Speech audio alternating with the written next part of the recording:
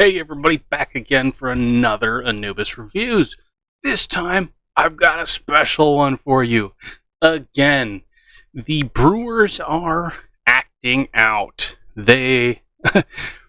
Some guy showed up to the property across the street, in an RV. Not just in an RV, his RV was being towed into the property by a pickup truck because it does not run. He is now apparently moving to the property because he was given permission by somebody to live there. Called PD, sent a report into the code enforcement office, and a police officer showed up saying, well, he can live there as long as he wants. And I was like, no, he can't. Code enforcement said no vehicles, no RVs, no nothing can be there. And the officer pulled up this code right here. Dwelling or sleeping in recreational vehicles. Dwelling or sleeping in any parked recreational vehicle within the city is prohibited unless the recreational vehicle is parked in a recreational vehicle park. This prohibition shall not apply to recreational vehicles fully parked at a private residence, keyword, except as permitted and used exclusively by the owner or guests for a period not to exceed 14 days in a calendar year. Now here's the interesting part. It's highlighted private residence because Arizona revised statutes. Primary residential property. It is only considered residential property if the property has a structure on it. They talk about a bunch of stuff in here. Purpose owning occupied residential property. And then primary residence here. Residential property that is used by the owners as their principal or usual place of residence, or leased or rented to a qualified relative of the owner. The property is a vacant lot, and according to residential property regulations for Arizona, the property itself has to have a single or multi-family dwelling on the property at the time. This is a vacant property. There's no house there. They are supposed to, in order for them to be considered a guest of the owner has to live there as the primary residence, unless it's a rented property that has a home on it. The officer that showed up, I told him, call code enforcement, Cheryl, and the head guy. I can never remember his damn name. But I mean, it was oh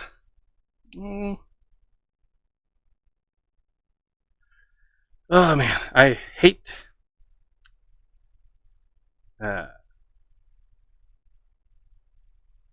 trying to get their information pulled up. But I can't remember the guy's name, but he's the head of code enforcement. He is the guy that, everybody goes to. He's the top dog. He literally said no RVs, no nothing. It cannot be done. But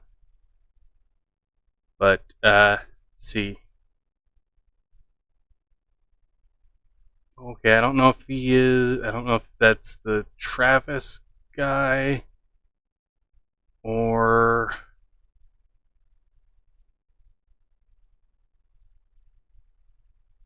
I think it might have been Travis, but yeah, I mean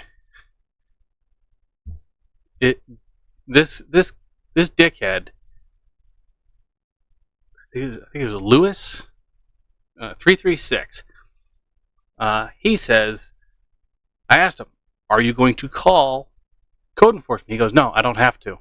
I don't have to call code enforcement to see if this is legal." I go, "Okay, so you're refusing to do your job?" "Yeah, I'm refusing to do my job, as in I don't have to." Bullshit. Bullshit. You did not talk to the guy who's living in the RV to get his take on things. You didn't ask him if he was given permission. You didn't ask him if he knows the owner. You didn't even talk to him, let alone look at him. And then I said, "Are you going to call Michael Brewer and ask him if he gave this guy permission?" And he goes, "No, I can, but I'm not going to because I don't have to." This guy obviously parked here. That means that he's obviously been given permission. So therefore, I'm not going to do anything. It's your job as an officer to investigate. You can't just go, "Well, this person's parked here. That means that they have a right to be here." No.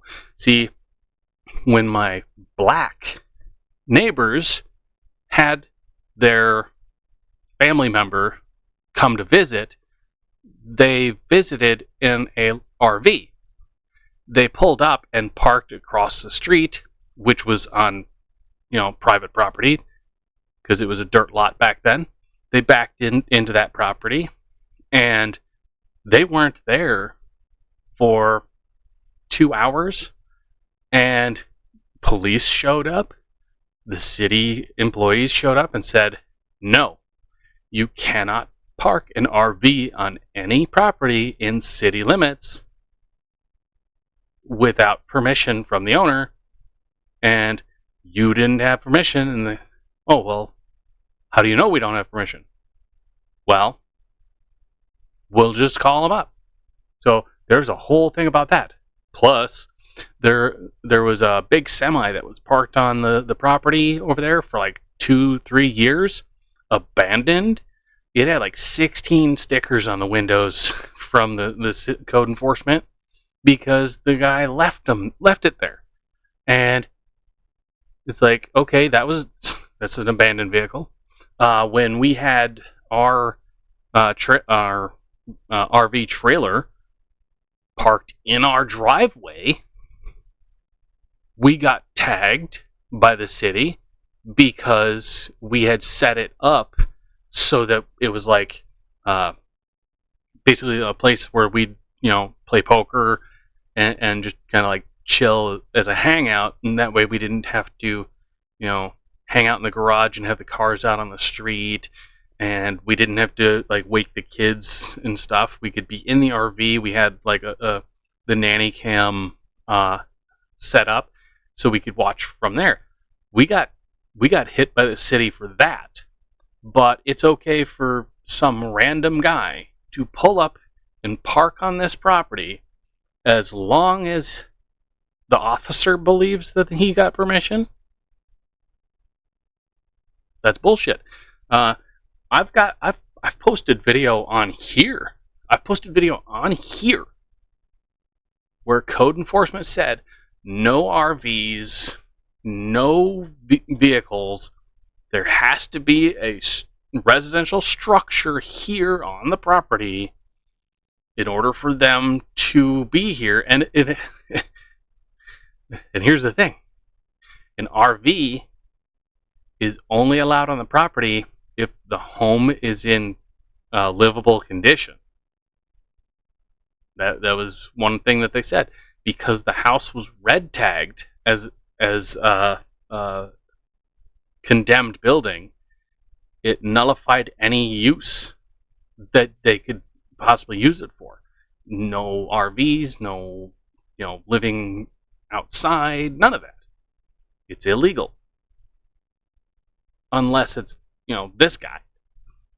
But I am still an hour later, over an hour later, waiting for a supervisor to call me because I'm literally still waiting for the supervisor because the supervisor is supposed to call me back because I told him I'm gonna file a formal complaint with the police department because this officer refused, and now there's somebody else parked out there. Okay, another person parked in the lot. Ugh. Can never win with these people.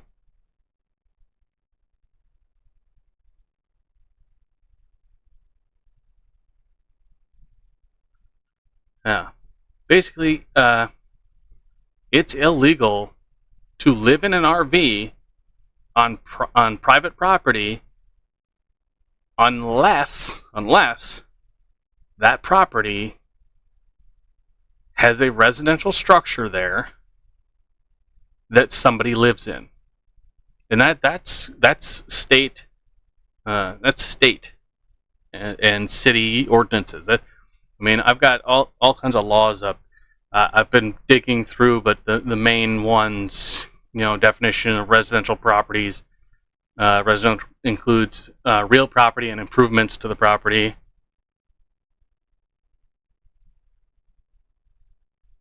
And it's like, yeah, you go through, and it's like it's only real property or residential property if there is a home on said property. I'm getting so sick of our local police department not doing anything. If I call code enforcement and code enforcement calls the police and the police come up and go, hey, this, we didn't know that this was against the law. And then they go, well, didn't they tell you? Or didn't this person tell you? And the cop goes, well, yeah, we didn't believe him, though, because he's not a cop.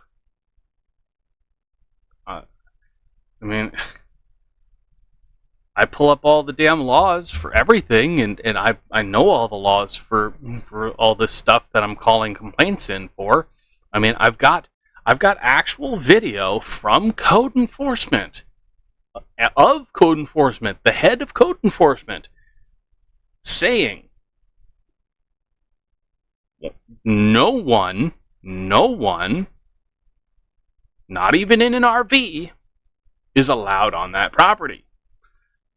Do the officers care? No, they don't. They don't care, and that is disheartening at best. So, but that's. I'm still waiting for a supervisor to call so that I can rip into him and be like, hey, this officer literally said caught on body camera that he is refusing to verify that the person has permission to live on that property. And he refused to even check with code enforcement of the issue. Because there are code enforcement people that are working because, even though the main office is closed, does not mean that they stop working completely. And that's the thing. It's like Saturday and Sunday, the main office is closed, but, they still work. And all this cop had to do was call up and go, hey, is somebody allowed to live at 1477 Church Drive? No, nobody's allowed to be there. And then the cop be like, okay, I'll have to ask him to move then, or leave. But he refused. He openly said, I am not going to do my job. So, there's that.